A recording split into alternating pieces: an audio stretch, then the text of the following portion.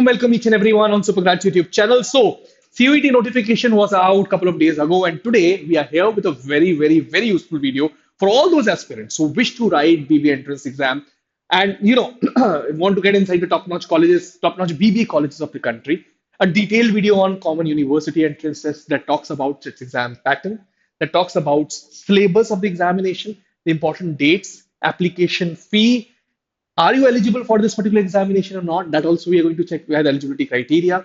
List of subjects that is in the range of CUET examination. We look into that one part. Top BBA colleges that you can actually target while writing common university entrance test. So ये बहुत important होने वाला है. Other universities that are decent enough, may not be top, but decent enough that are accepting the CUET scorecard. Last but not the least, required subjects specifically for the DU part of BBA, DU's BBA part in particular. So all these things in a small video, but उसके पहले like button बनता है, subscribe button बनता है. चलो सबसे पहले exam pattern के ऊपर एक बार बात कर लेते हैं. When you talk about the important dates, the online submission of application form is going to end on 22nd of March 2025 up to 11:50 PM. याद रखना आखिरी तारीख. चालू है ऑलरेडी फॉर्म. हमने इसके ऊपर वीडियो भी डाल दिया कि किस तरीके से आपको फॉर्म भरना है, जाके जरूर चेक कर लेना. Right. Last date of successful transaction अगर बचता है तो 23rd of March तक आप कर सकते हो, but I will always advise कि ट्रांजेक्शन भी साथ साथ कर लिया करो. चेक करने के बाद एक बार पूरी तरीके से कि हर चीजें भरी है कि नहीं, उसके बाद ट्रांजेक्शन भी साथ कर लिया करो. अलग से रखने की जरूरत नहीं है उसको. राइट.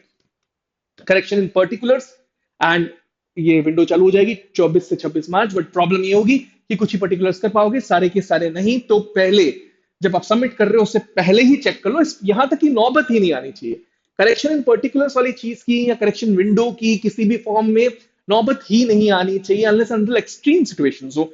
मैं हमेशा कहूंगा आपसे कि वेरीफाई करने के बाद ही फॉर्म फिल करो. Right. Now announcement of the city of the examination to be announced later on the website. Downloading admit cards from the NT website. Yes, ये भी बाद में admit card release हो जाएंगे. Perhaps 1 or 2 weeks ago of the examination. अब examination है कब? So इसकी तारीख दी हुई है date of exam की 8th of May से 1st of June 2025 के बीच एग्जाम कंडक्ट करवाया जाएगा. डिफरेंट स्लॉट्स में अप्रोक्सीमेटली मैंने काउंट किया था 300 सिटीज में ये पर्टिकुलर एग्जाम कंडक्ट कराया जा रहा है. इंडिया में 285 सिटीज में, आउटसाइड शायद 15 प्लस सिटीज में, आउट ऑफ इंडिया भी ये एग्जाम कंडक्ट करवाया जाने वाला है डिफरेंट स्लॉट्स में. तो डिफरेंट स्लॉट्स में अगर एग्जाम होगा तो सबसे बड़ी परेशानी होती है कि यार मार्क्स, ये पेपर अलग आ रहा है, ये पेपर अलग आ रहा है. How are you going to decide कि भाई किसने अच्छा किया? तो नॉर्मलाइजेशन की प्रोसेस लगेगी. That's also quite sure. And display of recorded response and answer keys to be announced on the website. That should ideally be done after the examination 2 weeks or so. Right. यहां तक चीज समझ में आ गई सबको? कोई doubt, दिक्कत, परेशानी मुझे बता देना. इसका स्क्रीनशॉट ले लो, ये इंपॉर्टेंट डेट्स का है. ठीक है. चलो अब बात करते हैं very important part, application fee. So they have clearly mentioned the application fee is going to be different for different category of students. General unreserved category के लिए 1000 rupees up to 3 subjects. up to 3 subjects मतलब आप ideally 5 subject भर सकते हो at max. 3 subject के लिए आपको 1000 रुपए देने पड़ेंगे. ओबीसी या ईडब्ल्यूएस कैटेगरी के हो तो आपको 900 रुपीज देने पड़ेंगे. एससी एससी पीडब्ल्यूडी के हो या थर्ड जेंडर से हो तो 800. सेंटर आउटसाइड इंडिया अगर बाहर है, आउट ऑफ इंडिया आपका सेंटर, तो 4500 रुपीज आपको चार्ज देना पड़ेगा. इंपॉर्टेंट बात ये है. लेकिन 3 सब्जेक्ट्स के अलावा भी आप अगर भरना चाहते हो तो हर सब्जेक्ट के कुछ पैसे एक्स्ट्रा लगने वाले हैं. जैसे कि एडिशनल सब्जेक्ट अगर आपने 5 भरे हैं तो 1000 प्लस 400 प्लस 400, क्योंकि हर सब्जेक्ट का 400 रुपए आपको देना है. सो 1800 रुपए का आपका फॉर्म भरा जाएगा अगर आप 5 सब्जेक्ट भर रहे हो. तो अगर 4 भर रहे हो तो 1400 का. ठीक है. Same goes for different categories. हर सब्जेक्ट का, एडिशनल सब्जेक्ट का 375 for OBC, NCL and EWS. SC पीडब्ल्यूडी कैटेगरी के लिए 350 rupees each. But if you are writing an exam not in India, outside India, for example Washington DC में ये particular exam लिख रहे हैं तो 1800 रुपीज पर सब्जेक्ट का देना पड़ेगा. I hope this is making sense. कोई भी डाउट, दिक्कत, परेशानी हो, बहुत इंपॉर्टेंट चीज कमेंट सेक्शन में डाल देना. Team will answer each and every question. बिल्कुल सोचना मत डालने से पहले. ठीक है. Candidates may choose up to maximum of 5 subjects only. ये एक बड़ा परिवर्तन इस साल में आ रहा है. सो ओनली 5 सब्जेक्ट्स आप चूज कर सकते हैं. That does include languages. कोई भी लैंग्वेज हो, चाहे इंग्लिश हो, हिंदी हो, जो भी आप करना चाहते हैं. But primarily because you are an IPM aspirant या बीबी एग्जाम एस्पिरेंट, तो first subject has to be English, second subject must be GAT कहा जाता है जनरल एप्टीट्यूड टेस्ट, पहले पिछले साल तक जीटी कहा जाता था जनरल टेस्ट, लेकिन अब ये गेट हो गया है, इसमें प्राइमरी एप्टीट्यूड टेस्ट जैसी चीजें पूछी जा रही है 10th क्लास तक की, ठीक है। And the fee will be calculated based on number of subject chosen by the candidate, पूरा ऊपर। यहाँ पे कोई दिक्कत परेशानी तो प्लीज कमेंट सेक्शन में डाल देना, ठीक है। This is the application fee वाला part. Now let's move ahead and talk about exam pattern and syllabus. Registration के लिए आपको रजिस्टर अगर अभी तक नहीं किया आप लोगों ने तो ये वेबसाइट है, जस्ट स्क्रीनशॉट ले लो, मैं पढ़ भी लेता हूं, cuet.nta.nic.in, रिपीट, cuet.nta.nic.in, ठीक है, इसका स्क्रीनशॉट भी ले लो। नाउ टोटल सब्जेक्ट्स कितने होने वाले हैं, देयर आर 37 सब्जेक्ट्स होने, काफी सारे सब्जेक्ट्स को पूर्ण डाउन करते आया है सीयूईटी ओवर द इयर्स, और अब सिर्फ 37 ऑप्शंस आपको प्रोवाइड किए जा रहे हैं, जिसमें से 13 मीडियम्स में ये पर्टिकुलर एग्जामिनेशन कंडक्ट करवाया जाता है। सो 13 लैंग्वेजेस तो नहीं मीडियम की है, सिंपल सी बात। 23 डोमेन स्पेसिफिक सब्जेक्ट्स ही रखे हैं, काफी सारे प्रून कर सिर्फ 23 बचे, और एक जनरल एप्टीट्यूड टेस्ट। अब होता क्या है, जो लोग बिल्कुल सीयूईटी को नहीं जानते उनको ये बताना जरूरी है कि आपको सब्जेक्ट्स कैसे चूज करने होते हैं। जैसे कि फॉर एग्जांपल आप यूनिवर्सिटी ऑफ दिल्ली में गए, आप जाना चाह रहे हो और वहां पे आप बीबीए करना चाह रहे हो, तो बीबीए का जो नॉर्म यूनिवर्सिटी ऑफ दिल्ली के थ्रू आएगा कि आप ये कर सकते हो कि एक इंग्लिश दे सकते हो, फिर दूसरा आपको क्या देना है, इसमें से आपके जो स्पेसिफिक सब्जेक्ट्स में से उसमें से 2-3 चूज कर लो, फिर आपको एक मैथ्स कंपलसरी है या जनरल एप्टीट्यूड टेस्ट कंपलसरी है, ऐसे टोटल मिला के 5 सब्जेक्ट्स एट मैक्स जा सकती है कोई यूनिवर्सिटी भी, उसके बेसिस पर ही आप चूज करने वाले हो और कुछ नहीं। आई होप यहां तक चीजें क्लियर है। तो यूनिवर्सिटी ऑफ दिल्ली जैसे कहेगी आपको बीबीए के लिए, वही टाइप के सब्जेक्ट्स आप चूज कर सकते हो अगर उनको टारगेट कर रहे हो तो। बीकॉम को टारगेट कर रहे हो तो बीकॉम के हिसाब से आप चूज कर सकते हो subjects. I hope I am making sense. कोई डाउट, दिक्कत, परेशानी, प्लीज कमेंट सेक्शन है, we'll help you over there, ठीक है। सो इन 37 में से 13 लैंग्वेजेस है, कौन कौन सी है मैं पढ़ दे रहा हूं लाउड क्लियर आप सबके सामने। Assamese, Bengali, English, Gujarati, Hindi, Kannada, Malayalam, Marathi, Punjabi, Odia, Tamil, Telugu and Urdu. In 13 languages में ही आपका एग्जाम होने वाला है, और ये 13 लैंग्वेजेस ही हैं। सो हम लोग तो इंग्लिश में एग्जाम लिखेंगे because we are mostly BBA aspirants और IPM aspirants, and I would ideally suggest you should be filling the first language as English only, ठीक है, unless and you are from Hindi background. Syllabus, क्या syllabus है, language किस तरीके से पूछी जाएगी, रीडिंग कंप्रीहेंशन के थ्रू पूछी जाती है, जिसमें किस टाइप के पैसेजेस आते हैं, फैक्चुअल पैसेजेस आरसी, और लिटरली पैसेजेस और नरेटिव पैसेजेस। मोस्टली आपका लिटरली एप्टीट्यूड टेस्ट किया जाता है। रीडिंग कंप्रीहेंशन में इन 3 टाइप के पैसेजेस आते हैं, इसके बाद literally aptitude as well as vocabulary. So whatever comes inside IPM examination forms a part of CUET examination, but level of difficulties is over here. I hope I'm making sense over here. Domain subjects completely as per NCERT. If you are not part of a CUET team, वहां पे आप नहीं है, तो मैं आपसे recommend करूंगा कि NCERT को 3-4 बार पढ़ो, अंदर अंदर तक जाके पढ़ो. That is sufficient. That is going to be helpful for you over here. Then GAT की बात की जाए या जनरल एप्टीट्यूड टेस्ट की, this has been introduced this particular year and slight changes. Till 10th आप जितनी मैथमेटिक्स पढ़ते हो और लॉजिकल रीजनिंग आपको पढ़ाई जा रही है आईआईटी मैट के लिए, that is the form of GAT. General knowledge, current affairs, general mental ability, numerical ability, quantitative reasoning, जिसमें basic arithmetic, algebra, geometry, mensuration, statistics, logical and analytical reasoning. तो LR और एआर भी यहां पर आ गया। Clear बात कि आप जो मैथ्स और एलआर पढ़ रहे हो आईआईटी मैट के लिए, वो सब कुछ यहाँ पे कवर्ड है एक्सेप्ट दी हायर मैथमेटिक्स वाला पार्ट, जिसका कुछ पोर्शन आप आईआईटी मैट इंदौर के लिए पढ़ते हो, but not for Rohtak and JIPMAT. So this syllabus is quite equivalent to what I am saying. जो जिपमेट का सिलेबस है, जो आईआईटी मैट रोहतक का सिलेबस है, वो पूरा का पूरा यहाँ पर आ रहा है, and that is going to be asked in the GAT examination. I hope I am making sense. ये था एग्जाम पैटर्न और सिलेबस। अच्छा, एग्जाम सिलेबस था, पैटर्न भी देख लेते हैं आगे। चलो, choice of test paper, candidates में choose up to maximum of 5 subjects, कोई भी 5 सब्जेक्ट्स आप चूज कर सकते हो। सो बहुत अच्छी एडवाइस ये होगी कि जैसे फॉर एग्जांपल मैं डीयू में कॉमर्स में भी जाना चाहता हूँ, बीबीए में भी जाना चाहता हूँ, दोनों में, है ना। देन आई विल सी कौन कौन से सब्जेक्ट रिक्वायरमेंट्स है यूनिवर्सिटी ऑफ दिल्ली की, जब एडमिशन पॉलिसी आएगी वो लोग मेंशन करेंगे क्लियरली, यहाँ पर ये चाहिए, यहाँ पर ये चाहिए। सो वो वाले सब्जेक्ट्स को चूज करूंगा जो कि मेरा मैक्सिमम पाथवे बना दे दोनों एग्जाम्स के लिए। फॉर एग्जाम्पल अगर मैथमेटिक्स ऐड करने से मैं बीबीए में भी जा सकता हूँ, तो मैथमेटिक्स को ऐड कर दूंगा एज अ पेपर एग्जाम में, ठीक है। और बाकी वो वाली चीजें रखूंगा जो कॉमर्स के लिए बेनिफिशियल है। ऑलवेज इंटेलिजेंट डिसीजन वहां पर लेना पड़ेगा, और हमेशा कोशिश करनी पड़ेगी कि अपनी चॉइसेस को बढ़ाया जाए। तो आई वुड ऑलवेज रिकमेंड कि आप 5 एग्जाम यहाँ पर जरूर दें। That would always be my suggestion, जिससे कि आप बेस्ट यूनिवर्सिटीज में जा सकते हो। बट अपने स्कोप को, दायरे को पहले बना के रखें कि मैं इन्हीं कॉलेजेस को अप्लाई करने वाला हूं, उसको बाद में डिसीजन के फॉर्मेट में नहीं ले, ठीक है। Now now that includes languages and general aptitude test irrespective of subject opted in class 12th। so irrespective of subjects opted in class 12th, आप 5 सब्जेक्ट चूज कर सकते हो। ये एक बड़ा फेरबदल देखो, आप यहाँ पे क्लियरली मेंशन्ड है, ठीक है। मार्किंग स्कीम की अगर बात की जाए, थोड़ा सा अलग चलता है then other examinations. It will award you with 5 marks.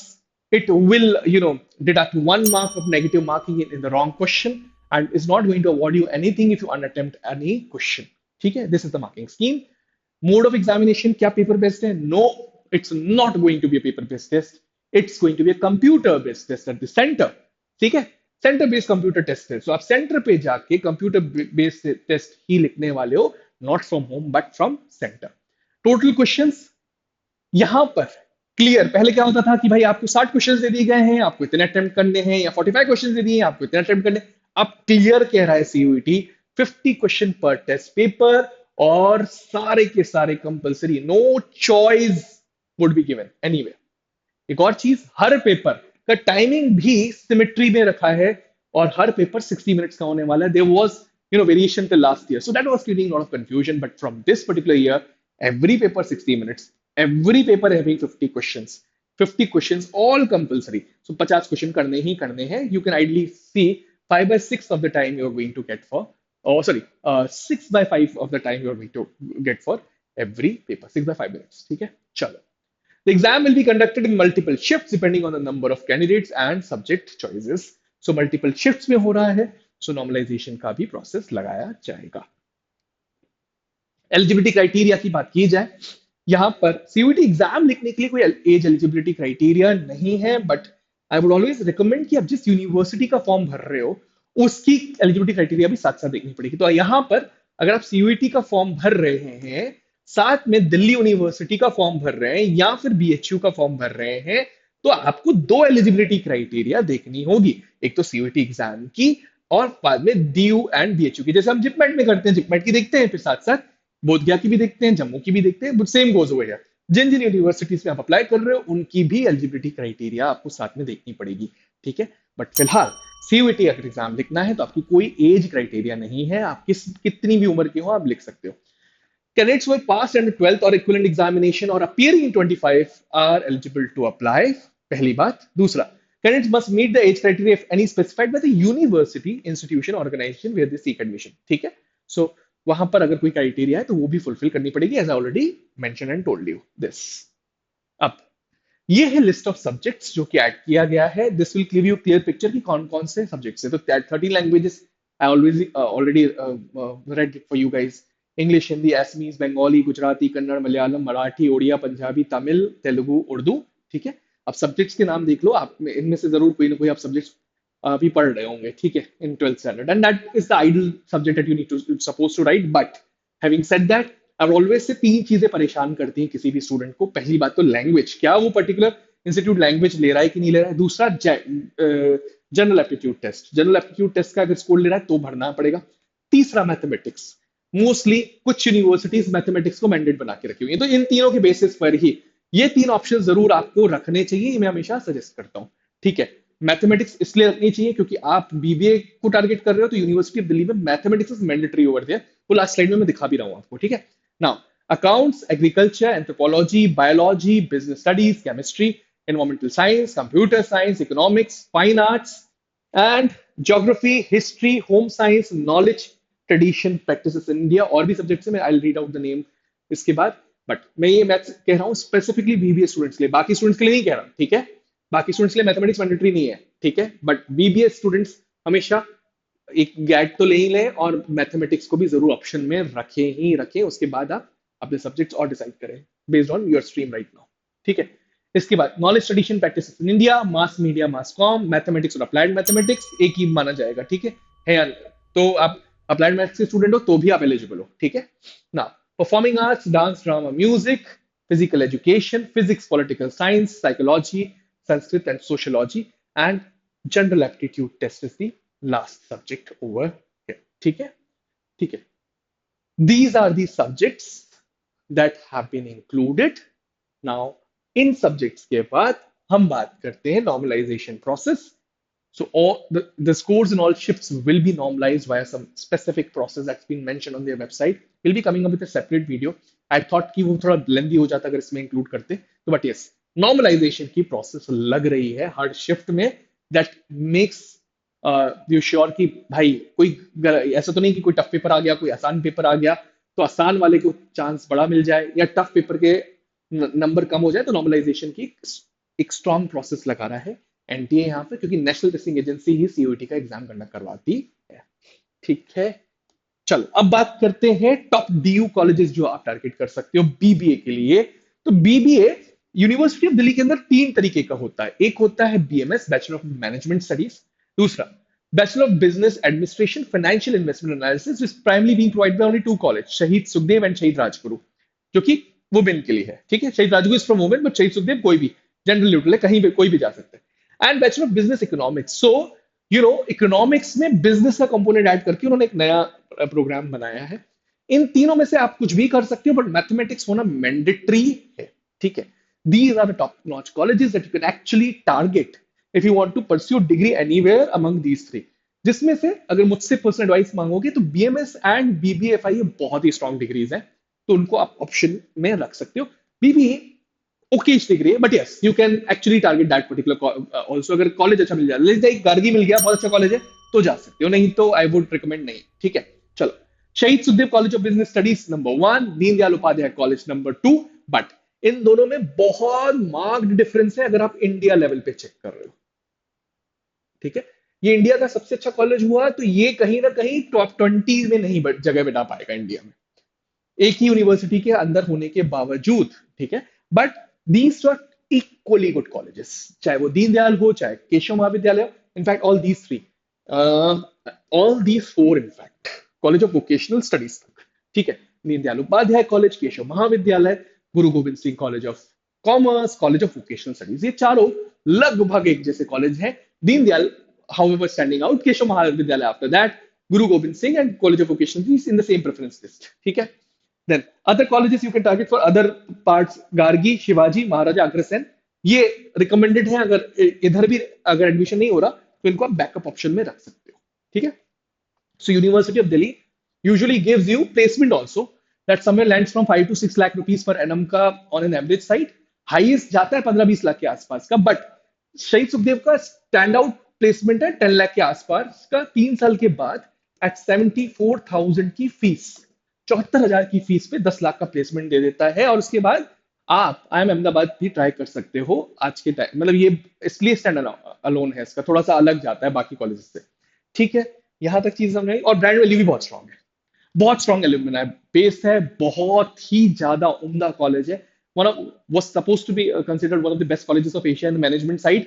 Unless and until जब तक IIM इंदौर ने एंट्री नहीं ली थी तब तक बहुत स्ट्रॉन्ग नाम माना जाता था शहीद Sukhdev. But yes, today also it's considered one of the most reputable colleges. And जो हम प्रेफरेंस लिस्ट आपको वैसे देते हैं उसमें टॉप आई थिंक 5 कॉलेजेस में से एक में हमेशा मैंने शहीद सुखदेव को रखा है.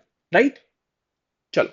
Decent top universities that accept CUET. अगर मान लो you land up in trouble at any point of time and you do not have good BBA college options, तो CUET का स्कोर कार्ड ही है आपके पास, तो इन यूनिवर्सिटीज को भी एक बार चेकआउट कर सकते हो. आई वुड ऑलवेज रिकमेंड कि टॉप 25 कॉलेजेस के बाद, मैं बहुत जल्दी वो वीडियो आपका मैंने बनाया है, top 25 IPM oblique BBA colleges of the country, उनके बाद ही इनको ऑप्शन में रखना, उससे पहले मत रखना. ये मैं हमेशा रिकमेंडेशन में डालता हूँ. But yes, decent enough, decent backup colleges. If you do not have anything in option, if you do not want to take drop, then you can go for these colleges. There is one Central University, Baba Saheb Bhimrao Ambedkar University, a good one, right? A decent one. UPS Dehradun, a good backup option once again. BML Munjal University. तो ये central university है, private university है, private है, फिर state university एक है जो दिल्ली वालों के लिए सिर्फ, डॉक्टर BR अम्बेडकर यूनिवर्सिटी. ठीक है, so only for Delhi university people. Then Jain University Bangalore, private university. Good backup, मतलब बहुत अच्छा तो नहीं but backup. Chitkara university Punjab, ठीक है, ठीक ठीक ठीक university. GGS IPU stands apart for one two college बहुत अच्छे, हमारा तो सूरजमल बहुत अच्छा है यहाँ का, जो कि इन कॉलेजेस को भी टक्कर देता है। देखो जो यहाँ पर मैंने नाम रखे ना, इनके साथ ही कहीं टक्कर में आते हैं। कॉलेज ऑफ वोकेशनल स्टडीज के बाद आप महाराजा सूरजमल को रख सकते हो बिल्कुल, जो कि जीजीएस आईपीयू में आता है, या गुरु गोविंद सिंह इंद्रप्रस्थ यूनिवर्सिटी में आता है। बट फिर से यहाँ पर दिल्ली वाला स्टूडेंट जा सकता है क्योंकि ये स्टेट यूनिवर्सिटी है, ठीक है, not for entire India, but 15% quota रखता है उधर, तो बाकी बाहर वाला बच्चा महाराजा सूरजमल को टारगेट कर सकते हो जीजीएस आईपीयू में, बाकी वैसे ओकेश है, ठीक है। दिल्ली टेक्नोलॉजिकल यूनिवर्सिटी, ठीक है, रिसेंटली कमिंग नेम, अच्छी प्लेसमेंट दे रहा है, लेकिन okayish, once again a good college, an okayish option open for you guys. Then BHU FMM finance में आप बीएचयू से एक अच्छा ऑप्शन फाइनेंस पढ़ सकते हो। तो आपके पास आज के टाइम पे फाइनेंस के कौन कौन से ऑप्शन है, जस्ट लेट्स इवैल्यूएट, ठीक है। तो नंबर वन अगर मुझसे कोई पूछेगा तो I will put I am Amritsar